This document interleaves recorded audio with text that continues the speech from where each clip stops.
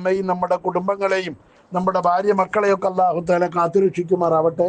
ജീവിക്കുന്ന കാലത്തോളം ഇസ്സത്തിലും അഭിമാനത്തിലുമാക്കി റബ്ബ് തആല ജീവിപ്പിക്കുകയും മരിക്കുന്ന സമയത്ത് പരിപൂർണ്ണ ഈമാനോടുകൂടെ ലാ ഇലാഹ ഇല്ലല്ലാഹ് എന്ന കലിമത്ത് തൗഹീദ് ഉച്ചരിച്ച് മരിക്കുന്ന ഭാഗ്യവാന്മാരിൽ ഫായിസീങ്ങളിൽ മുത്തക്കികളിൽ അല്ലാഹു റബ്ബുൽ ഇസ്സത്ത് നമ്മളെയൊക്കെ ഉൾപ്പെടുത്തി അനുഗ്രഹിക്കുമാറാവട്ടെ. ബഹുമാനികളെ, നമ്മൾ ജീവിക്കുന്ന ലോകം വളരെ പ്രയാസപ്പെടുന്ന ഒരു ലോകമാണ്.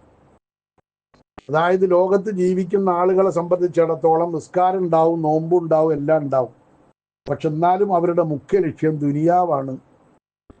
ഇത് കാലാകാലം നിലനിൽക്കുന്ന ഒരു ദുനിയാവാണ്. ഇവിടെ സമ്പാദിക്കണം, മുതലുണ്ടാക്കണം, കുറേ കോടികളും ആസ്തികളും ഉണ്ടാക്കണം. ഈ ചിന്തയല്ലാതെ നാളെ പെട്ടെന്നങ്ങ് മരിച്ചാൽ എൻ്റെ ആഖിറത്തിലെ അവസ്ഥ എന്താകും എന്ന് ചിന്തിക്കുന്ന ഒരു നിലവാരത്തിലേക്ക് സാധാരണ നിലയിൽ മുസ്ലിങ്ങൾ പോലും മുഅ്മിനീങ്ങളായ ആളുകൾ പോലും എത്തിയിട്ടുണ്ടോ എന്ന് സംശയിക്കേണ്ട ഒരു കാലഘട്ടത്തിലാണ് നമ്മൾ ജീവിക്കുന്നത്. അല്ലാഹു തആല ഈ മുതല് എന്ന് പറഞ്ഞ് സമ്പത്ത് എന്ന് പറഞ്ഞ് അള്ളാഹ് കൊടുക്കണാണ്. അത് ഇഷ്ടമുള്ളവർക്ക് കൊടുക്കും. അത് കൊടുക്കാൻ പറഞ്ഞ അല്ലാഹു യബ്സുത്തു റിസ്ക ലിമൻ യശാഉ വയഖ്ദിറു. പരിശുദ്ധ ഖുർആൻ പറയുന്ന അല്ലാഹു തആല മുതല് വിശാലമായി കണക്കില്ലാതെ കൊടുക്കും ചിലർക്ക്. ലിമൻ യശാഉ, അവന് പോച്ചവർക്ക് അവന് ഇഷ്ടമുള്ളവർക്ക് അങ്ങനെ കൊടുക്കും, അവന് തോന്നിയവർക്ക് അങ്ങനെ കൊടുക്കും. വയഖ്ദിറു, അല്ലാഹു തആല ചിലർക്ക് എന്താക്കും, പിടിച്ചിട്ടേ കൊടുക്കുള്ളൂ. പട്ടിണിയും ഒരു ദിവസം പട്ടിണി, ഒരു ദിവസം ഭക്ഷണം, അങ്ങനെയൊക്കെയാണ്. യഖ്ദിറു ലിമൻ യശാഉ. ചില ആളുകളെ അല്ലാഹു തആല നിയന്ത്രിച്ചിട്ടാണ് കൊടുക്കുക. ഇത് അള്ളാന്റെ ഒരു തീരുമാനം. അതിന്റെ അർത്ഥം കിട്ടിയവരൊക്കെ അള്ളാന്റെ ഇഷ്ടക്കാരും മുതലില്ലാത്തവരൊക്കെ അള്ളാന്റെ ദേഷ്യക്കാരും അള്ളാഹ്ക്ക് ഇഷ്ടമില്ലാത്തവരും എന്നല്ല. ഇത് വളരെ ചതിപ്പെടുന്ന, എല്ലാവരും വഞ്ചിക്കപ്പെടുന്ന ഒന്നാണ്. സാധാരണ നിലയിൽ അല്ലാഹു തആല ദുനിയാവിൽ സമ്പത്ത് കൊടുക്കൽ ആർക്കാണ്? അള്ളാഹിന്റെ ശത്രുക്കൾക്കാണ്. ലോക ചരിത്രം പരിശോധിച്ചാൽ നമുക്ക് അതാണ് കാണുക. എന്നല്ല, അല്ലാഹ് പറഞ്ഞ ഒരു ആയത്തുണ്ട്, വലൗലാ അൻ യകൂനന്നാസു ഉമ്മത്തൻ വാഹിദത്തൻ. ജനങ്ങൾ ആകമാനം കാഫിറായി പോകും, എല്ലാവരും ഐക്യകണ്ഠേന കാഫിറായി പോകും എന്നതില്ലായിരുന്നുവെങ്കിൽ ലജഅൽനാ ലിമൻ യക്ഫുറു ബിർറഹ്മാനി സുഖ്ഫൻ മിൻ ഫില്ലത്തിൻ വമആരിജ അലൈഹാ യൽഹറൂൻ. അല്ലാഹു തആല ആ കാഫിരീങ്ങളായ ആളുകൾക്ക്, സത്യനിഷേധികൾക്ക് അല്ലാഹു തആല വെള്ളിയുടെ തട്ടുകളും, പെരക്കൈ വെള്ളിന്റെ തട്ടും, വമആരിജ ബാൽക്കണികളും, അലൈഹാ യൽഹറൂൻ, അവർ ആ ബാൽക്കണിയിൽ കയറിയിട്ട് ഇങ്ങനെ നോക്കും പുറത്തേക്കൊക്കെ. കണ്ടില്ലേ അങ്ങനത്തെ പത്രാസുള്ള വീടുകൾ? അങ്ങനെയൊക്കെ അല്ലാഹു തആല കൊടുക്കുന്നത്. ഖുർആൻ പറഞ്ഞാണ്, എഞ്ചിനീയർമാർ പറഞ്ഞതൊന്നുമല്ല. അല്ലാഹ് പണ്ടേ പറഞ്ഞു, അതൊന്നും വലിയൊരു എഞ്ചിനീയറിംഗ് ഒന്നും അല്ല. അതൊക്കെ അല്ലാഹു തആല കൊടുക്കുമായിരുന്നു എന്ന് മാത്രമല്ല, വലി ബുയൂതിഹിം അബ്വാബൻ വസുറുറൻ അലൈഹാ യത്തഖിയൂൻ. അവരുടെ വീടുകളിൽ അല്ലാഹു തആല നല്ല പത്രാസുള്ള അഭിമാനകരമായ വലിയ വലിയ വാതിലുകളും, അതിന്റെ പുറമെ അവർക്ക് അല്ലാഹു തആല ഈ വാതിലുകളും വസുറുറൻ അലൈഹാ യത്തഖിയൂൻ, ചാരിയിരിക്കാൻ പറ്റുന്ന ദീവാനി കട്ടിലുകൾ, അല്ലെ? ഇപ്പൊ എന്താ പേര്? ദീവാൻ എന്നല്ലേ? ആ ദീവാനൊക്കെ അല്ലാഹു തആല കൊടുക്കുമായിരുന്നു. അലൈഹാ യത്തഖിയൂൻ, ചാരി അങ്ങനെ മലന്നങ്ങനെ കിടക്കാം. അതൊക്കെ അല്ലാഹു തആല കാഫിരീങ്ങൾക്ക് കൊടുക്കും, എല്ലാ കാഫിരീങ്ങൾക്കും. അതൊന്നും തീർത്തിട്ടില്ല. അല്ലാഹ് പിന്നെയും പറയാ, വസുഹുറുഫൻ, അതിന്റെ പുറമെ പൊന്നും സമ്പത്തും കണക്കില്ലാത്ത സമൃദ്ധിയും ഒക്കെ അല്ലാഹു തആല കൊടുക്കുമായിരുന്നു. വഇൻ കുല്ലു ദാലിക ലമ്മാ മതാഉൽ ഹയാത്തിദ് ദുനിയ. ഇതൊക്കെ ദുനിയാവിന്റെ ഭൗതികമായ നൈമിഷികമായ ഏതാണ്ട് കാലം കൊണ്ട് തീരുന്ന ഒരവസ്ഥയാണ്. എല്ലാ കാലവും നിലനിൽക്കുന്നൊന്നല്ല, അല്ലാത്തത് ഇതൊന്നും നിലനിൽക്കുന്നതല്ല. 2 നാൾ കൊണ്ടൊരുവനെ തണ്ടിലേറ്റുന്നതും ഭവാൻ, മാളിക മുകളിൽ ഏറിയ മന്നന്റെ മാറിൽ മാറാപ്പേറ്റുന്നതും ഭവാൻ എന്ന് ആരോ പറഞ്ഞതുപോലെ, വൽ ആഖിറത്തു ഇൻദ റബ്ബിക്കലിൽ മുത്തഖീൻ, അള്ളാന്റെ അടുക്കൽ ആഖിറം അത് മുത്തഖികൾക്കുള്ളതാണ്. അത് ശാശ്വതമാണ്, നിലനിൽക്കുന്നതാണ്. പക്ഷെ ആളുകൾക്ക് വേണ്ടാത്ത മുതലുണ്ടാക്കണം, മക്കളെ പഠിപ്പിക്കണം, അങ്ങനെ മക്കൾക്ക് വലിയ ജോലി കിട്ടണം, എന്നിട്ട് ലക്ഷങ്ങൾ ശമ്പളം ഉണ്ടാകണം. മരിച്ചാലോ അപ്പൊ മയ്യത്തിക്കരിക്കാൻ മൂല്യന്നെ വേണം. മകനിക്ക് മയ്യത്തിക്കരിക്കാനൊന്നും അറിയില്ല, ഞാൻ അറിഞ്ഞിട്ടും കാര്യമൊന്നുമില്ല, അവനതിന് ഒഴിവുണ്ടാവില്ല. ഒരു വലിയൊരു മൂല്യരെ പറ്റി ഞാൻ ഇന്നലെ വെറുതെ ഇരുന്നപ്പോൾ ഇങ്ങനെ ആലോചിച്ചാട്ടോ. ഒരു വലിയൊരു മൂല്യര്, നമ്മുടെ മൂല്യർ തന്നെയാണ് വലിയൊരു മൂല്യർ. അല്ലാഹു തആല അദ്ദേഹത്തിന് ദീർഘായുസ്സും ആഫിയത്തൊക്കെ കൊടുക്കട്ടെ. ആ മൂല്യര് ഞാൻ എന്തോ ആവശ്യത്തിന് വേണ്ടിയിട്ട് ഇങ്ങനെ, എൻ്റെ പ്രസംഗം വലിയ ഇഷ്ടമുള്ള നാട്ടുകാരാണ്. ആ നാട്ടുകാർ അവിടുത്തെ മഹല്ല് ഗ്രൂപ്പിൽ എൻ്റെ ഈ പുറത്തെ പ്രസംഗമൊക്കെ ഇടുന്നുണ്ട്. അപ്പോൾ അവിടുത്തെ ഒരു മൂല്യർ അതിൻ്റെ അടിയിൽ ഇങ്ങനെ ആശംസകളും മന്ത്രങ്ങൾ എഴുതലുണ്ട്. അപ്പോൾ മൂല്യർ അവിടുത്തെ ഖത്തീബിന് എനിക്ക് വലിയ ഇഷ്ടമാണ്. നിങ്ങൾക്കൊക്കെ പേര് പറഞ്ഞാൽ അറിയും. ഞാൻ അവിടെ കുറേ കാലം 2 കൊല്ലം ജുമയ്ക്ക് അവിടെ കൂടിയിട്ടുണ്ട്. ഇതേപോലെ ശമ്പളത്തിനുള്ള ജുമയല്ല, അടുത്ത പെരുമ്പാവൂർ ജോലി ചെയ്യുമ്പോൾ ജുമയ്ക്ക് ആ പള്ളിക്കാണ് പോവുക. കുറച്ച് ദൂരം ഉണ്ടെങ്കിലും കോളേജിൻ്റെ മോട്ടോർ സൈക്കിൾ കിട്ടും, അതുകൊണ്ട് ഞാൻ അങ്ങനെ പോകും. അപ്പോൾ ഏതായാലും അപ്പോൾ അവിടെ നിന്ന് ഒരുപാട് എൻ്റെ മകളുടെ കല്യാണത്തിനൊക്കെ അവർ വന്നിരുന്നു. അല്ലാഹുത്താല അവർക്ക് കർഹമായ പ്രതിഫലം നൽകി. അപ്പോൾ മോലിയരുടെ അവസ്ഥ ഇപ്പം എന്താ? മോലിയർ ഇപ്പോൾ കോഴിക്കോടാണ് താമസിക്കുന്നത്. എന്തുകൊണ്ട്? മകനെ പഠിപ്പിച്ച് ഡോക്ടറാക്കി. അപ്പോൾ വീട്ടിലാരും നോക്കാനില്ല. അപ്പോൾ മകൻ കോഴിക്കോടാണ് ജോലി. അപ്പോൾ വാപ്പി ഇപ്പോൾ അവിടെ, വാപ്പാക്ക് വയസ്സായപ്പോൾ മകൻ്റെ പിന്നാലെ പോയിട്ട് കോഴിക്കോട് താമസിക്കുക. ഇതൊരു പത്രാസാണെന്ന് ആർക്കും അഭിപ്രായമില്ലല്ലോ. അവനവൻ്റെ വീട് പൂട്ടിയിട്ടിട്ട് മകൻ്റെ ഒപ്പം പോയി താമസിക്കുക എന്ന് പറഞ്ഞ ഒരു പത്രാസാണോ? എനിക്ക് അഭിപ്രായമില്ല. എനിക്ക് തോന്നുന്നില്ല അതൊരു പത്രാസാന്ന്. ഗതികേടാണത്. നമ്മളൊന്ന് ആലോചിച്ച് നോക്കി. ഇതാണ് അവസ്ഥ. മക്കളെ പഠിപ്പിച്ചിട്ട് മുതലുണ്ടാക്കാം, വലിയ വരുമാനം ഉണ്ടാക്കാന്ന് വിചാരിച്ചാൽ നമുക്ക് വരാൻ പോണ അവസ്ഥ ഇതാണ്. നമ്മുടെ ആവശ്യത്തിന് നമ്മുടെ മക്കളെ കിട്ടൂല. പക്ഷെ ലോകർക്ക് ഇപ്പൊ വേണ്ടത് എന്താ? ഇങ്ങനെ കുറെ മുതലുണ്ടാക്കണം, കുറെ തിന്നണം, കുറെ സമ്പാദിക്കണം, എന്നിട്ട് വലിയ സമ്പന്നനാക്കണം. സുയ്യിനദാലിക്ക് ഖുർആൻ പറയുന്നു, സുയ്യിനലില്ലദീന കഫറുൽ ഹയാത്തു ദുനിയ, കാഫിരീങ്ങൾക്ക് ഭൗതിക ജീവിതം ചൊറുക്കാക്കി കാണിക്കപ്പെട്ടിരിക്കുന്നു. ഇവിടുത്തെ ജീവിതം ഇത് വലിയൊരു അലങ്കാരമായിട്ടാണ് ആർക്ക് തോന്നുക? ഈമാനുള്ളവനത് തോന്നൂല. ഈമാനുള്ളവർ ഇത്തരം ആളുകളെ കാണുമ്പോൾ സഹതാപം തോന്നും. ഈമാനുള്ളവർക്ക് ഇതൊന്നും ഒരു പ്രശ്നമൊന്നുമല്ല. വയസ്ഹറൂൻ, അതിന്റെ പുറമെ ആ നിഷേധികളായ ആ ദുനിയാവിനെ പ്രേമിക്കുന്ന ആളുകൾ വയസ്ഹറൂന മിനല്ലദീന ആമനു, മുഅ്മിനീങ്ങളോട് അവർക്കൊരു പരിഹാസമാണ്. എങ്ങനെ ഈ മൗലവിമാരൊക്കെ ജീവിക്കുന്നത്? പലരുടെയും ചിന്തയാണ്. കഴിഞ്ഞ ഒരു 3-4 ദിവസം, കുറച്ച് ദിവസം മുമ്പ് ഞാൻ പാലക്കാട് ലുലുവിൽ ആ വണ്ടിയും തള്ളിക്കൊണ്ട് ഇങ്ങനെ പോവുക. ഞാനും കെട്ടിയോളും കൂടി ലുലു പോയതാണ്. അപ്പോൾ അതിൽ കുറേ സാധനങ്ങളുണ്ട്. 5 ലിറ്റർ സോപ്പുണ്ട്, എന്താണ് ഇതിന് പറയുക, ലിക്വിഡ് സോപ്പുണ്ട്. 5 ലിറ്റർ, വേറെ ഒരു 5 ലിറ്റർ നിലം തുടയ്ക്കണ ആ ലിക്വിഡ് ഉണ്ട്. വേറെയും കുറേ സാധനം ഉണ്ട്. അല്ല, അള്ളാഹുവിൻ്റെ അനുഗ്രഹം കൊണ്ട് അതൊന്നും വാങ്ങാപ്പോൾ എനിക്ക് പ്രശ്നമൊന്നുമില്ലല്ലോ. അപ്പോൾ മുൻ സബ് കളക്ടർ എന്നെ കണ്ടു. എൻ്റെ പരിചയക്കാരനാണ്, സുഹൃത്താണ്. പാലക്കാട് സബ് കളക്ടറായിരുന്ന ആൾ, അയാളും കെട്ടിയോളും കൂടി ലുലുവിൽ വന്നതാണ്. അയാൾ ആ കൊട്ടയെടുത്തിട്ട് അതിൽ കൊള്ളണതേ വാങ്ങിയിട്ടുള്ളൂ. അപ്പോൾ ഇതും തള്ളിക്കൊണ്ട് ഇങ്ങനെ പോകണ കണ്ടപ്പോൾ മോലിയേര് പണി വിട്ട അങ്ങനെയൊക്കെ ഉണ്ടാവും. കച്ചവടം ചെയ്യണം, എന്നാലേ പൈസ ഉണ്ടാക്കാൻ പറ്റുള്ളൂ. എനിക്ക് നല്ല സന്തോഷമായി എന്ന് പറഞ്ഞ് ഇയാൾ എന്നോട്. അപ്പോൾ ഞാൻ എന്തേ ചോദിച്ചു. അപ്പോൾ ഇയാളുടെ വിചാരം ഞാൻ മോലിയേര് ജോലിയൊക്കെ വിട്ടിട്ട് ഇപ്പോൾ ബിസിനസ്സിൽ എന്തോ ആണ്, അതാണ് ഇങ്ങനെയൊക്കെ കാശ് കൊടുത്ത് വാങ്ങാൻ മാത്രമൊക്കെ പൈസ കിട്ടുന്നത് ഇതാണ് എന്നൊക്കെ. മൂപ്പര് പാവം അതിന് അത്രേ അറിയൂ. കളക്ടർ ആയതുകൊണ്ട് കാര്യമില്ലല്ലോ, തിരിയണ്ടേ. ഇത് ദുനിയാവിലെ ജീവിതം എന്ന് പറഞ്ഞാൽ അത്രേ ഉള്ളൂ. മോലിയന്മാരുടെ സുഖവും മോലിയന്മാരുടെ സൗകര്യം ആർക്കും അവിടെ ദുനിയാവിലുള്ളത്? ഞങ്ങളെപ്പോലെ ഞങ്ങളൊക്കെ അനുഭവിക്കുന്ന സുഖം, ഒരു മോലിയര് അനുഭവിക്കുന്ന സുഖം വേറുള്ളവരെ അറിയുമെങ്കിൽ എന്നോ മോലിയരെ ദ്രോഹിച്ചിട്ട് തല്ലിക്കൊല്ലുമായിരുന്നു. അത്ര സുഖത്തിലാ മോലിയന്മാർ ജീവിക്കണം. പൈസയല്ല ജീവിതത്തിലെ സന്തോഷം, ഹാപ്പിനെസ് എന്ന് പറഞ്ഞ് വരുമാനമല്ല, ലോക പൊട്ടത്തരാത്. മനസ്സിന് സന്തോഷം കിട്ടുന്ന, സന്തോഷകരമായ ജീവിതം നയിക്കുന്ന വിഭാഗമാണ് മോലിയന്മാര്. അതിന് ചുരുങ്ങിയ വരുമാനം മതി. എന്താ അതിന്റെ രഹസ്യം? അത് വേറെ രഹസ്യമാണ്. അത് എല്ലാത്തവർക്ക് മനസ്സിലാവൂല. എന്നോട് കൊളത്തൂർ മൗലവി പറഞ്ഞൊരു സംഭവം ഞാൻ ഇടയ്ക്ക് ഉദ്ധരിക്കട്ടെ. ഇപ്പം അടുത്ത് മരിച്ചു. മുസ്ലിം ലീഗിന്റെ വലിയൊരു നേതാവ്, തിരൂർക്കാട് സ്കൂളിൽ തട്ട്മാഷായിരുന്നു അയാൾ. അപ്പോൾ അയാൾ ഒരു ദിവസം ചെറിയ എപ്പോഴും വരും പരിപാടികൾക്കൊക്കെ ഉണ്ടാവും, അല്ലാഹു തആല പുറത്തു കൊടുക്കട്ടെ. അപ്പോൾ മൂപ്പര് PSC മെമ്പറായിരുന്നു. പിന്നെ UDF ഗവൺമെന്റ് വന്നപ്പോൾ PSC മെമ്പറാണ്. 3 ലക്ഷം ഉറുപ്പിയാണ് ഒരു മാസം ശമ്പളം. അപ്പോൾ പെൻഷൻ എത്രയാണ്? 1.5 ലക്ഷം ഉറുപ്പിക പെൻഷൻ കിട്ടും ഒരു മാസത്തിൽ. അപ്പോൾ മൂപ്പര് പറയാണ്, കാര്യമായിട്ട് പറഞ്ഞ അയാളങ്ങനെ ഇത് പറയുന്ന ആളെന്നല്ല, അതുപോലെ പറയുന്ന സ്വഭാവക്കാരൻ. എടാ ചങ്ങായി, എനിക്കിപ്പോഴാണ് ആ സുബൈക്ക് അല്ലാഹുമ്മ ബാരിക് ലനാ ഫീമാ അഅ്തൈത പറഞ്ഞതിൻ്റെ അർത്ഥപ്പളാ മനസ്സിലായത്. അയാൾ മദ്രസയിൽ നിന്നിട്ടുണ്ട്. അന്ന് 400 ഉറുപ്പിയാണ് അയാൾക്ക് ശമ്പളം. പെണ്ണ് കിട്ടുമ്പോൾ അയാൾ ആരാണ്? മാഷൊന്നും അല്ല. കല്യാണം കഴിക്കുമ്പോൾ അയാൾ വെറും ഒരു മദ്രസ മൊല്ലിമ. 400 ഉറുപ്പിയാണ് അയാൾക്ക് ശമ്പളം. 400 പറഞ്ഞാൽ നിങ്ങൾക്ക് ഇപ്പോൾ അത് വിശ്വസിക്കാൻ തോന്നൂല അന്നത്തെ കാലത്ത്, അല്ലേ? എനിക്ക് എത്രയായിരുന്നു പറ്റി ശമ്പളം? അടുത്ത കാലത്തല്ലേ 1100 ഉറുപ്പിയാണ് എൻ്റെ ശമ്പളം. അതുകൊണ്ടാണ് ഞാൻ ജീവിച്ചിരുന്നത്. അതുകൊണ്ടൊന്നും എനിക്കൊരു പ്രശ്നം വന്നിട്ടില്ല. പെണ്ണ് കെട്ടിയ കാലത്ത് എൻ്റെ ശമ്പളം എത്രയാ? 1100 ഉറുപ്പിയാണ് എനിക്ക് ശമ്പളം. അപ്പൊ അടുത്ത കാലം വരെ 4500 ആയിരുന്നു. മൂവാറ്റുപുഴയൊക്കെ 4500 ഉറുപ്പിയ. എന്നിട്ട് എൻ്റെ ഏതെങ്കിലും മോലിയേര് ദാരിദ്ര്യം കൊണ്ട് ആത്മഹത്യ ചെയ്തിട്ടുണ്ടോ? ഏതെങ്കിലും മോലിയേരിന്റെ കുടുംബം ജപ്തി ചെയ്യപ്പെട്ടിട്ടുണ്ടോ? ഒന്നുമില്ല. മോലിയന്മാരുടെ പത്രാസ് വേറുള്ളവർക്ക് തിരിയൂല.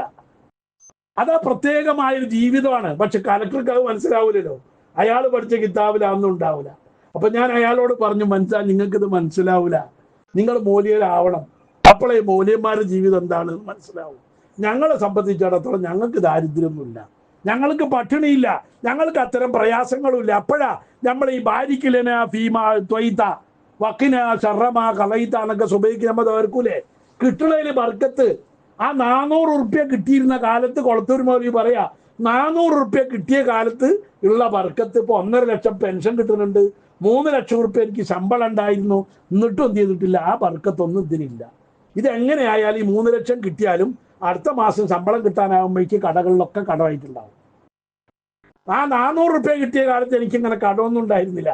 ആ കിട്ടിയത് കൊണ്ട് സന്തോഷത്തോടൊക്കെ ജീവിച്ചിരുന്നു. എൻ്റെ ഭാര്യ വരുമാനമില്ലാത്ത മൂല്യരാണ് ഇയാളെന്ന് പറഞ്ഞിട്ട് തെറ്റിപ്പോയിട്ടില്ല.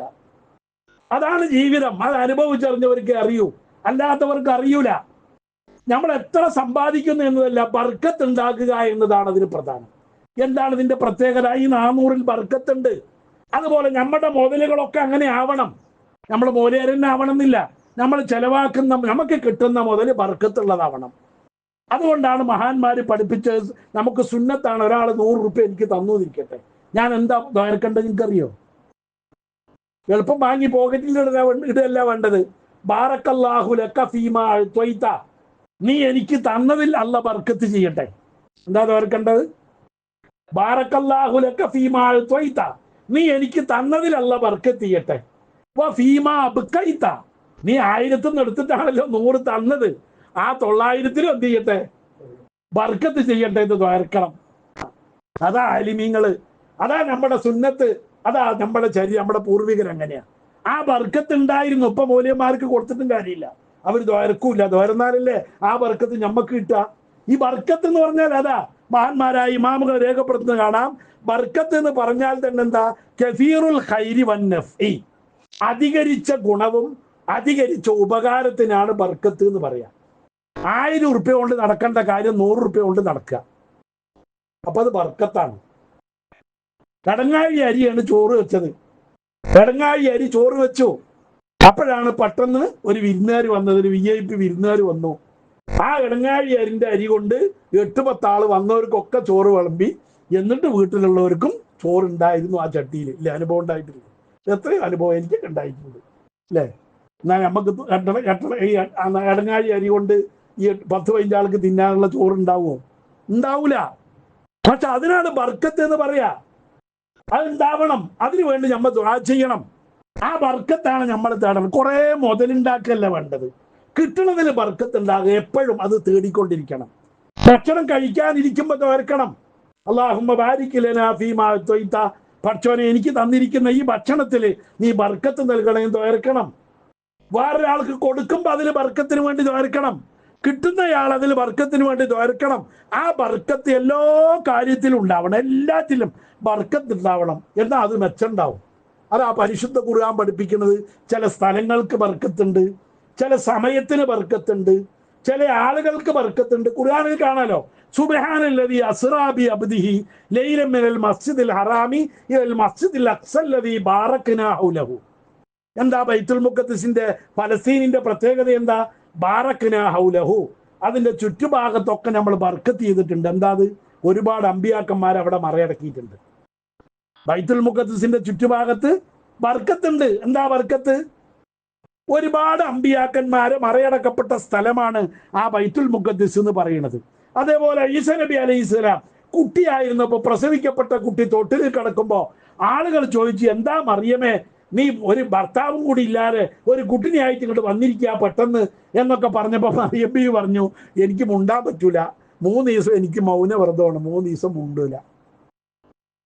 അറിയാനുള്ളത് ആ കുട്ടിനോട് ചോദിച്ചോളീ പറഞ്ഞു. അപ്പൊ കുട്ടി തൊട്ടിലിൽ കിടന്നുകൊണ്ട് മറുപടി പറഞ്ഞു ഈസാ നബി.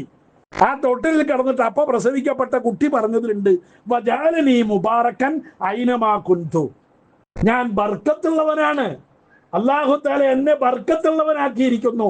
ഐനമാ കുന്തു, ഞാൻ എവിടെയായാലും അവിടെ ബർക്കത്തുണ്ടാവും. നമ്മൾ അങ്ങനെ ആവണം. അല്ലാഹു തആല തൗഫീക്ക് നൽകുമാറാവട്ടെ. നമ്മൾ എവിടെ ഉണ്ടോ അവിടെ ബർക്കത്ത് ഉണ്ടാവണം. അതാണ് നമ്മുടെ ബർക്കത്ത് എന്ന് പറഞ്ഞത്. ഇങ്ങനെ ഓരോന്ന് പരിശോധിച്ച് നോക്കിയാലും നോക്ക് നിങ്ങൾ, ഇനി സമയം ഇന്ന അൻസൽനാഹു ഫീ ലൈലത്തിൻ മുബാറക, ശഅബാൻ 15ന്റെ രാവോ അല്ലെങ്കിൽ ലൈലത്തുൽ ഖദ്ർ ഏത് ദിവസം ആക്കട്ടെ, അതിനെപ്പറ്റി അള്ളാഹ് പറഞ്ഞെന്താ? ഖുർആൻ ഇറക്കപ്പെട്ട രാത്രിയെ പറ്റി പറഞ്ഞെന്താ? ഫീ ലൈലത്തിൻ മുബാറക, ബർക്കത്തുള്ള രാത്രിയിലാണ് ഖുർആൻ ഇറക്കിയത് എന്നാ. അപ്പൊ രാത്രിക്കും ബർക്കത്തുണ്ട്, സമയത്തിന് ബർക്കത്തുണ്ട്, സ്ഥലത്തിന് ബർക്കത്ത്. നോക്കള്, കുടുംബം, ഒരു കുടുംബത്തെ പറ്റി ഖുർആൻ പറയുന്നത് കാണാം. മലക്കുകള് ലൂത്ത് നബി അലൈഹിസ്സലാമിന്റെ സമുദായം തോന്നിയാസം കളിച്ചപ്പോൾ അവരെ നശിപ്പിക്കാൻ വേണ്ടിയിട്ട് മലക്കുകളെ വിട്ടു അല്ലാഹു തആല. ഈ മലക്കുകൾ പോണ വഴിക്ക് ഇബ്രാഹിം നബിന്റെ വീട് കണ്ടപ്പോൾ അവിടെ ഒന്ന് കയറി. ഇബ്രാഹിം നബിന്റെ വീട്ടിൽ കയറിയിട്ട് ഇബ്രാഹിം നബിന്റെ അതിഥികളെ കണ്ടപ്പോ ഇതാരാത് തിരിയണില്ല കെട്ടിയോൾക്ക്. അതിൽ കെട്ടിയോള് പതുക്കെ വാതിലിന്റെ ഓരത്ത് ഇങ്ങനെ പറ്റിയെത്തും. ഇവര് സംസാരിക്കണത് കേട്ട ആളെ തിരിയാലോ ഉണ്ട്. മനുഷ്യന്റെ കോലത്തിലാ വന്നിരിക്കണത്. അതിലിവര് വർത്താനം പറയണത് ആര് കേൾക്കുകയാണ്? ഭാര്യ കേൾക്കുകയാണ്. അപ്പൊ ഇബ്രാഹിം നബി ഇവര് കൊണ്ടുപോയിട്ട് മൂപ്പര് വേവിച്ചെടുത്ത പശുവിന്റെ ഇറച്ചി കൊണ്ടുപോയി വെച്ചു കൊടുത്തു. അവരിങ്ങനെ തിന്നും പോലെ കാട്ടുന്നുണ്ട്, തിന്നണില്ല. അപ്പൊ ഇബ്രാഹിം നബിക്ക് അപകടം മണത്തു. ഇത് തിന്നണ ആൾക്കാരല്ല, ഇത് വർഗം വേറെയാണെന്ന് ഇബ്രാഹിം നബിക്ക് മനസ്സിലായി. അപ്പൊ ഇബ്രാഹിം നബി പേടിച്ചപ്പോ പഠിക്കാൻ അവന്റെ അതാ പോയിട്ട് വന്നാണെന്ന് പേടിച്ചു.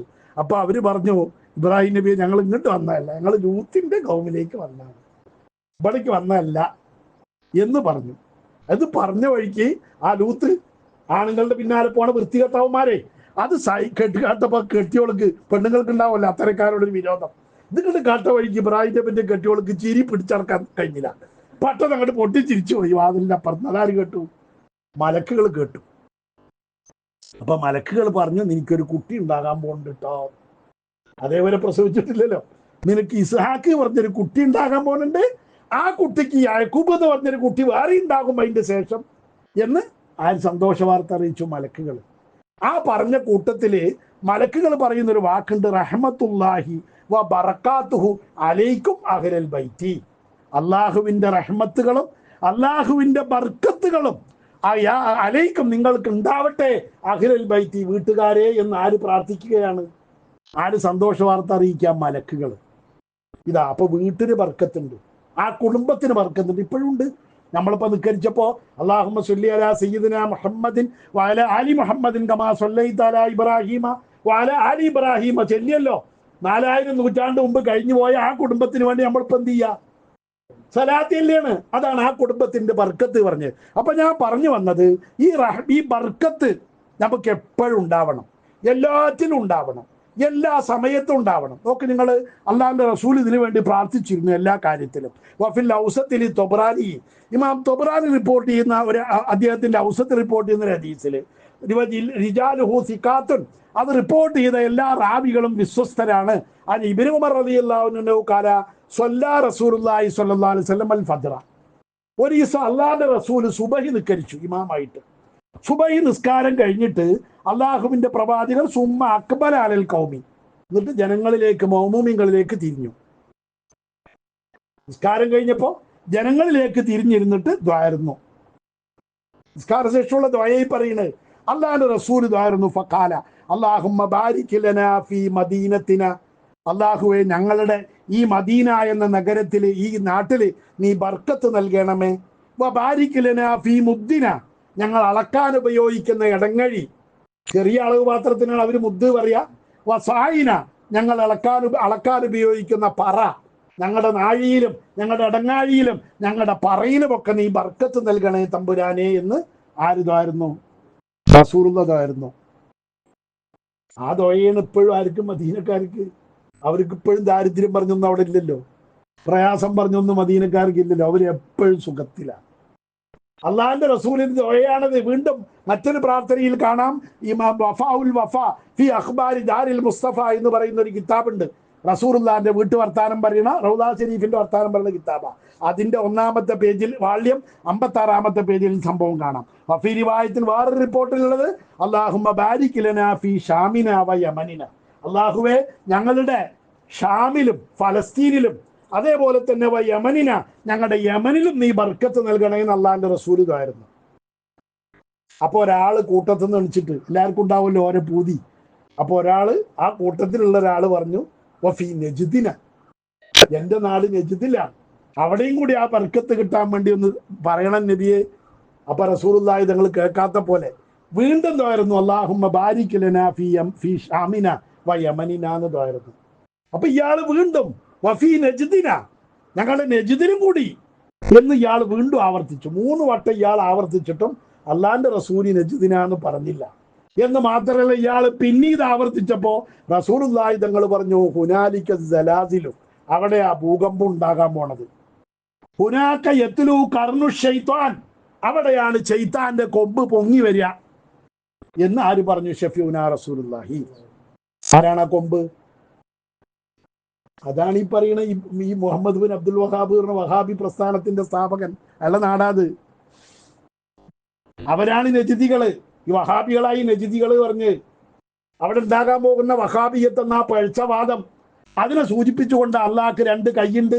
വലത്തെ കൈ, ഒരു കൈയിൽ ആകാശവും മറ്റേ കൈയിൽ ഭൂമിയാണ്, മറ്റേ കൈയിന് ഇടത് കൈ എന്ന് പറയാൻ പറ്റൂല എന്നൊക്കെ പറയുന്ന ആ വാദമൊക്കെ പറഞ്ഞ മുഹമ്മദ് ബിൻ അബ്ദുൽ വഹാബിന്റെ വഹാബിയത്ത് അതാണ് നജിദിയൻ ചിന്താഗതി. റസൂലുള്ളാഹിക്ക് അത് അറിയാം, അത് വരാൻ പോണ്ട്. അപ്പൊ റസൂലുള്ളാഹി ആ നാട്ടിന് വേണ്ടി ദ്വാരുന്നില്ല. അപ്പൊ നമ്മുടെ നാടിന് വേണ്ടി നമ്മ ദ്വാരക്കണം. ഇനിയിപ്പോ നബിനോട് ദ്വാരപ്പിക്കാൻ നമുക്ക് കിട്ടൂലല്ലോ. എന്നാലും അള്ളാഹുവിന്റെ ബർക്കത്ത് നമ്മുടെ നാടുകളിലും വീടുകളിലൊക്കെ ഉണ്ടാവട്ടെ. ബർക്കത്ത് വേണം നമ്മുടെ വീടുകളിലൊക്കെ. നമ്മുടെ ഭാര്യയിൽ ബർക്കത്ത് വേണം, നമ്മുടെ മക്കളിൽ ബർക്കത്ത് വേണം. കുരുത്തം കെട്ടവനെ നീ നന്നാവൂലടാ എന്ന് വാപ്പ 10 വട്ടം പറഞ്ഞ ആ മകൻ ആരായി? കുരുത്തം കെട്ടവനായി. ഞാൻ അള്ളാഹിനെ കുറ്റം പറഞ്ഞിട്ട് കാര്യമൊന്നുമില്ല. നമ്മൾ ദ്വാരക്കും പോലെ നമ്മുടെ മക്കളാകുക. ഒരിക്കലും അത്തരം സ്വഭാവം നമുക്ക് ഉണ്ടാവരുത്. അതുകൊണ്ട് ബർക്കത്തിന് വേണ്ടി നമ്മൾ എപ്പോഴും ദ്വാരക്കണം, ദുആ ചെയ്തുകൊണ്ടിരിക്കണം. അതിനുവേണ്ടി നമ്മൾ പ്രാർത്ഥിക്കണം. അങ്ങനെ എല്ലാത്തിലും, ഭക്ഷണത്തിലും, ആയുസ്സിലും, ആരോഗ്യത്തിലും, ഭാര്യ മക്കളിലും, ഇൽമിലും, അമലിലും എല്ലാം ബർക്കത്ത് വേണം. ബർക്കത്തിന് വേണ്ടി പ്രാർത്ഥിക്കണം. നിങ്ങൾ നോക്ക്, നിങ്ങൾ ആയുസ്സിൽ ബർക്കത്ത് കിട്ടിയ വലിയൊരു മഹാനാണ് ഇമാം നബവി റളിയല്ലാഹു അൻഹു തങ്ങൾ. ഇമാം നബവി ഷാഫി മദ്ഹബ്, 2ാം ഷാഫി എന്നാണ് അദ്ദേഹം അറിയപ്പെടുന്നത്. ഷാഫി മദ്ഹബ് മുഴുവൻ ശരിക്കും പറഞ്ഞാൽ ക്രോഡീകരിച്ച ആളാരാണ്? ഈ നബവി ഇമാമാണ്. കിതാബുകൾ ഷറഹുൽ മുഹദ്ദബ് 13 വാള്യം, ഓരോ വാള്യം 600-650 പേജുള്ള അങ്ങനത്തെ കിതാബ് എത്ര ഉണ്ട്? 13 വാള്യമുള്ള ഷറഹുൽ മുഹദ്ദബ് ഉണ്ട്. ഷറഹ് മുസ്ലിം എന്ന് പറഞ്ഞ കിതാബുണ്ട്. അങ്ങനെ എണ്ണിയാലൊടുങ്ങാത്ത കിതാബ് ഉണ്ടാക്കിയ ആളാണ് ആര്? ഇമാം നബവി റളിയല്ലാഹു അൻഹു തങ്ങൾ. പക്ഷെ ജീവിച്ചത് എത്ര കൊല്ലം നിങ്ങൾക്കറിയോ? 45-ാമത്തെ വയസ്സിൽ മരിച്ചു.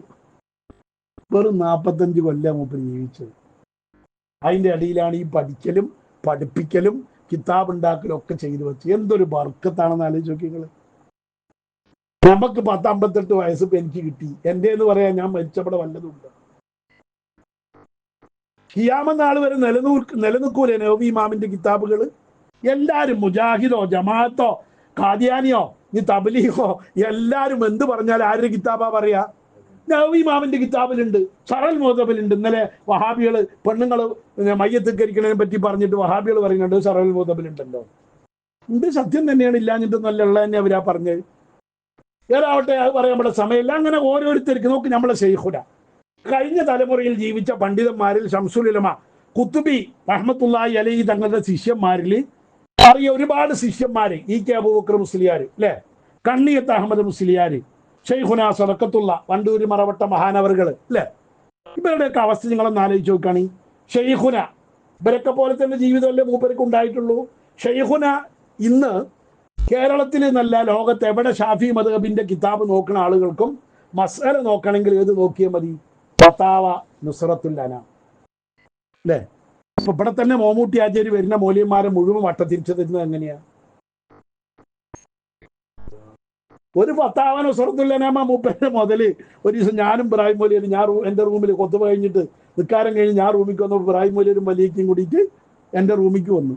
അതിൽ മോമൂട്ടി ആചാര്യ വന്നിട്ട് എന്നോട് പറഞ്ഞു, എൻ്റെ വല്യപ്പയാണെന്ന് എനിക്കറിയാം, എൻ്റെ റൂമിലേക്ക് വന്നിട്ട് പറഞ്ഞു, പിന്നെ വായിബിന്റെ പേരിൽ മയ്യത്തിരിക്കുമ്പോൾ വജ്ജത്ത് ഓതണമെന്ന് ഫത്തുൽ മുഈനിൽ ഇല്ലേ ചോദിച്ചു. അതിൽ ഞാൻ എൻ്റെ സ്വഭാവം വെച്ചിട്ട് അന്നത്തെ സ്വഭാവമല്ലേ എടുത്ത് വായിക്ക് പറഞ്ഞു, എൻ്റെ ഫത്തുൽ മുഈനിൽ ഇല്ല പറഞ്ഞു.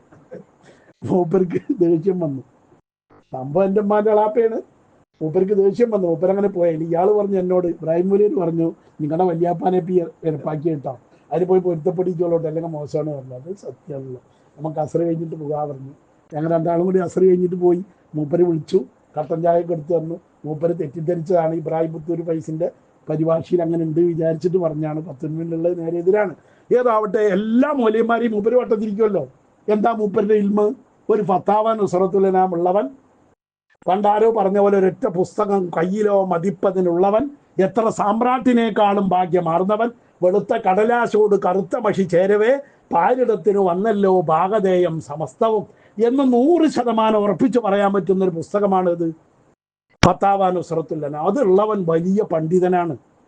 ഷാഫി മദ്ഹബിൽ അവന്റെ അറ വലിയ, അത് പഠിച്ചവനേക്കാളും വലിയ പണ്ഡിതൻ ഉണ്ടാവില്ല. ഖിയാമത്ത് നാൾ വരെ നിലനിൽക്കും. ഇ.കെ. അബൂബക്കർ മുസ്ലിയാർ എന്ന് പറഞ്ഞ ആള് വലിയ മൗലിയരാ. നമ്മളാരും മൂപ്പരെ ചെറുതാക്കണില്ല. മൂപ്പരുടെ എന്ന് പറയാൻ എന്താ ഉള്ളത് ഇവിടെ? കുറെ അനുയായികൾ പൊക്കി പറഞ്ഞത് കൊണ്ട് ഒരാൾ വലുതാകുകയല്ല. എന്തുണ്ട് ഇവിടെ ബാക്കി വെച്ചിട്ട് പോയി? എന്താ ഉള്ളത്? പെരിന്തൽമണ്ണക്കാർക്ക് കബറ് പൊളിച്ചിട്ട് ഷോപ്പിംഗ് കോംപ്ലക്സ് ഉണ്ടാക്കാന്ന് 10 കൊടുത്തു. ഒരു ഫത്വ അതാണ്. പിന്നെ അമ്മിനിക്കാട്ടിലെ മുഹമ്മദ് ഹാജി അദ്ദേഹത്തിന്റെ ഭാര്യ പാത്തമ്മാനെ 3 തലാഖും ചൊല്ലി. അപ്പൊ ഇയാൾ 3 തലാഖും പിരിച്ചതല്ലേ, പിരിച്ചാ മുറുകയല്ലേ ഉള്ളൂ, അതുകൊണ്ട് തിരിച്ചെടുക്കാന്ന് 10 കൊടുത്തു അല്ലേ? അതുപോലെ മുട്ടിച്ചിറയിലോ അവിടെ ശ്രോതാക്കന്മാരുടെ മക്കാമില് അവരുടെ ആ മക്കബറയിൽ വരുന്ന വരുമാനം മരിച്ചതിന്റെ യതീമക്കള് ആ മരിച്ച ആളുകളുടെ കുട്ടികൾ കൊണ്ടുപോയിട്ട് ഭക്ഷണം കഴിച്ചിരുന്നു. അത് കമ്മിറ്റിക്കാർക്ക് സഹിച്ചില്ല. അപ്പൊ കമ്മിറ്റിക്കാർ ചെന്നിട്ട് മൂപ്പരോട് 10 ചോദിച്ചു, അത് ഞങ്ങൾക്ക് കിട്ടാൻ വല്ല മാർഗം ഉണ്ടോ? മൂപ്പര് പത്താവൽ കുബറിന്റെ ഒരു ഭാഗം, ആദ്യ ഭാഗം അത് അതിന്റെ അവകാശികൾക്കുള്ളതാന്നുള്ള ഭാഗം വിട്ട് ബാക്കി എഴുതി കൊടുത്തിട്ട് അവിടെയും പിത്തിനെയാക്കി. ഇങ്ങനെയൊക്കെ ചെയ്തു എന്നല്ലാതെ ഒരു ഒന്നുണ്ടോ? കണ്ണിയത്ത് അഹമ്മദ് മുസ്ലിയാരിന്റെ ഫത്വകൾ പറഞ്ഞിട്ടൊരു പുസ്തകമോ ഒരു ഗ്രന്ഥമോ ലോകത്തുണ്ടോ? നോക്ക് നിങ്ങൾ, അള്ള ബർക്കത്ത് കൊടുക്കണതിന്റെ കോല ഈ പറയണത്. അല്ലാഹു തആല ഇതേപോലെ ബർക്കത്ത് നമ്മക്ക് തരണം. അതിനെന്താ മാർഗം? അതാണ് നമ്മൾ ആലോചിക്കേണ്ടത്. നമ്മൾ മറ്റുള്ളവർക്ക് എൻ്റെ വല്യപ്പാപ്പ കാനന്താർന്ന് പറഞ്ഞുകൊണ്ട് കാര്യമായില്ല. നമ്മൾ ബർക്കത്തുള്ളവരാവണം. നമ്മൾ എവിടെ ചെന്നാലും ബർക്കത്ത് വേണം. നമ്മളൊരു വീട്ടിൽ ചെല്ലുമ്പോൾ ബർക്കത്ത് വേണം അല്ലേ? അതൊന്നും ആഗ്രഹമില്ല നിങ്ങൾക്കൊന്നും? എനിക്കൊക്കെ ആഗ്രഹം ഉണ്ടാകൊണ്ടാണ് ഞാൻ പറയുന്നത്. അല്ലാഹു തആല ആഗ്രഹം നിറവേറ്റി തരുമാറാവട്ടെ. അപ്പൊ എപ്പോഴും നമ്മൾ ദ്വാരക്കണം. നമുക്കൊക്കെ അതാണ് വേണ്ടത്. വലാ യുറഫൂന, അത്തരം വലിയ വലിയ മഹാന്മാര് നമ്മുടെ പൂർവികരിൽ ഉണ്ടായിരുന്നു. ലാ യുറഫൂന വലാ തദ്രി മക്കാസിദഹും, അവരൊന്നും പേരും പെരുമയ്ക്കും വേണ്ടി ജീവിച്ചവരായിരുന്നില്ല. അവർ ദുനിയാവിന് വേണ്ടി ജീവിച്ചവരായിരുന്നില്ല. പിന്നെയോ അവർ പരലോക ചിന്തയോടുകൂടി ജീവിച്ച മഹാന്മാരാണ്. അപ്പൊ അവരുടെ ജീവിതത്തിൽ ബർക്കത്തുണ്ടായി, അവരുടെ പ്രവർത്തനത്തിൽ ബർക്കത്തുണ്ടായി. അവരെ പറ്റി ഖിയാമത്ത് നാൾ വരെ നിലനിൽക്കാൻ മാത്രം പുണ്യകർമ്മങ്ങൾ അവർ ചെയ്തു വെച്ചിട്ടുണ്ട്.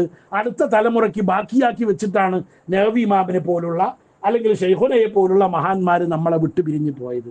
അപ്പൊ നമ്മളും അതുപോലെ ബർക്കത്തുള്ളവരാവണം. നമ്മുടെ ജീവിതത്തിൽ ബർക്കത്ത് വേണം, നമ്മുടെ മക്കളിൽ ബർക്കത്ത് വേണം, നമ്മുടെ കുടുംബത്തിൽ ബർക്കത്ത് വേണം, നമ്മുടെ സമ്പത്തിൽ ബർക്കത്ത് വേണം, നമ്മുടെ എല്ലാത്തിലും വേണം ബർക്കത്ത്. അതാണ് അതിന് പ്രത്യേകത എന്ന് പറയുന്നത്. നമ്മൾ ആലോചിക്കേണ്ടത് എപ്പോഴാ? ഞാനൊരു ബൈക്ക് വാങ്ങി. ആദ്യം ആ ബൈക്ക് വാങ്ങി പെങ്ങളുടെ മകനൊന്ന് വീണു. അവൻ്റെ പെങ്ങളുടെ മകനും അവളും കൂടി വരുമ്പോൾ അതിന് മരുമകൾ വീണ് ഒരു വെള്ളിയാഴ്ച രാവിലെ 10 മണിക്ക് മിഷൻ ആശുപത്രിയിൽ കൊണ്ടുപോയി അഡ്മിറ്റ് ആക്കി. ഞാനാകെ പേടിച്ചു. അതിലിപ്പം പറഞ്ഞു, ഇവരൊക്കെ കൂടി പറഞ്ഞു ആ ബൈക്ക് ബർക്കത്തില്ലാത്ത ബൈക്കാണ്, അത് ഒഴിവാക്കണം, എന്തോ ലക്ഷണം കെട്ട ബൈക്കായതുകൊണ്ടാണ് ചുരുങ്ങിയ വിലയ്ക്ക് കിട്ടിയത് എന്നൊക്കെ പറഞ്ഞ് ശല്യം ചെയ്തു. ഞാൻ നേരെ പറപ്പൂർ വാപ്പുട്ടൊലിയെടുത്ത് പോയി. കേട്ടിട്ടില്ലേ? പറപ്പൂർ വാപ്പുട്ടൊലിയെടുത്ത് ഞാൻ പോയി. അതിൽ ഞാൻ പോകുമ്പോൾ തന്നെ മൂപ്പർ എന്ത് ചെയ്യുന്നുണ്ട്, വീട്ടിൻ്റെ വാതിലിൽ നിന്ന് ഇറങ്ങിയിട്ട് ആ ഗേറ്റിൻ്റെ അവിടെ സ്റ്റെപ്പിൽ ഇങ്ങനെ സിഗരറ്റും വലിച്ച് നിൽക്കുകയാണ്. ബൈക്ക് അവിടെ കൊണ്ട് നിർത്തി. എനിക്ക് ഓടിക്കാൻ അറിയില്ല. ഓടിക്കുന്നത് എൻ്റെ പള്ളിയിലെ വൈസ് പ്രസിഡന്റ് ഉമ്മറിക്കാണ്. ബൈക്ക് അവിടെ കൊണ്ട് നിർത്തിയപ്പോൾ ഞങ്ങളുടെ രണ്ടാളുടെ മുഖത്തേക്കും അയാൾ നോക്കിയില്ല. അയാൾ ആ ബൈക്ക് അടിമൂടി നന്നായിട്ട് നോക്കി കുറേ നേരം. ബൈക്ക് നന്നായി നോക്കിയിട്ട് അയാൾ ഉള്ളിക്കാണ്ട് കയറിപ്പോയി. എന്നിട്ട് അപ്പുറത്തോടെ വന്നിട്ട് ആ വിസിറ്റിംഗ് റൂമിൻ്റെ വാതിൽ തുറന്നിട്ട് ഉള്ളിക്ക് കയറ്റി ഇരുത്തി. അങ്ങനെ ഞങ്ങളവിടെ ചെന്നിരുന്നു. ഞാൻ നിലത്തിരുന്നു, അയാൾ നിലത്തിരുന്നു, ഞാനും നിലത്തിരുന്നു. അപ്പോൾ നിങ്ങൾ മുകളിലിരിക്കും, നിങ്ങൾക്കല്ലേ സോഫ ഇട്ടിരിക്കണം എന്നൊക്കെ പറഞ്ഞിട്ട് അവിടെ കയറ്റി ഇരുത്തി. എന്നിട്ട് ഞാൻ ഈ വിവരം പറഞ്ഞപ്പോൾ പറഞ്ഞു അതൊരു ബർക്കത്തുള്ള ബൈക്കാണ്, അത് നിങ്ങൾക്ക് ഒരുപാട് ഉപകാരപ്പെടും, ആ ബൈക്ക് അത് നിങ്ങൾക്ക് വേണം, അത് വിൽക്കരുത്, അതിൽ ബർക്കത്തുണ്ട് പറഞ്ഞാൽ പറപ്പൂർ വാപ്പിട്ട് കയറി. അതിൻ്റെ ബർക്കത്ത് എന്താണെന്ന് പരസ്യമായി പറയാൻ പറ്റൂല. അത് പോയിട്ടാ വിറ്റുപോയി. 4500 രൂപയ്ക്ക് അവസാനം വിറ്റ്. അതുവരെ ഉപയോഗിച്ചു, ഒന്നിനും പറ്റാത്ത ആളുകൾ ഉപയോഗിച്ചിട്ടാണ് വിറ്റത്. കാരണം അതിൻ്റെ ബർക്കത്ത് അത്രമാത്രം ഞാൻ അനുഭവിച്ച ഒരാളാണ്.